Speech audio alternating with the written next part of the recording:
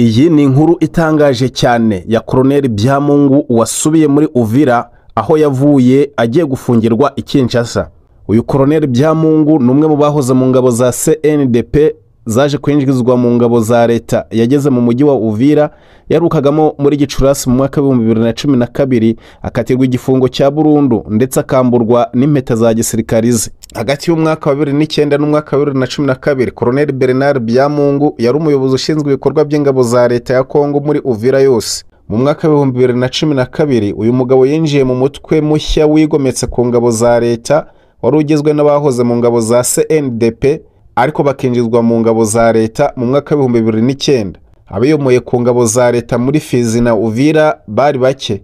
Bidateye kabiri abari bajyanye na Colonel Byamungu bahise batabwa muri yombi. Gusa benshi muri bo bagerageje gucika muri Kivu y'Amajyaruguru aho bihurije hamwe bakavamo umutwe urwanya ubutegetsi wa M23. Byamungu utarahiriwe na rimwe n'uru rugendo kuwa 30 Gicurasi 2012 urukiko rwihariye rwa gisirikare rwahise rushyirirwaho ngo rucire urubanza bigometse mu gisirikare. Uru ni rumwe mu manza zitabiriwe n'abantu benshi kuko ibihumbi by'abaturage byakoranyirijwe imbere y'ingoro ya gisirikare ahari hagiye gucibwa urubanza rw'umwe mu basirikare bakuru muri Uvira. Colonel Byamungu yari imbere ku rutonde rw'abagomba gucirwa urubanza no guhanishwa igihano cy'intangarugero ku byaha bakekwaho. Abayobozi 8 muri bo bakatiwe igifungo cya burundu barimo na Byamungu banamburwa impeta za gisirikare mu ngabo za Repubulika Iharanira Demokarasi ya Kongo.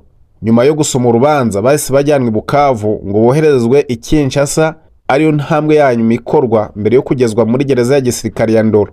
Nyuma y'imyaka 8 binyuze mu masezerano Perezida Felix Tshisekedi Chilombo yagiranye na M23 yasize Byamungu afunguwe.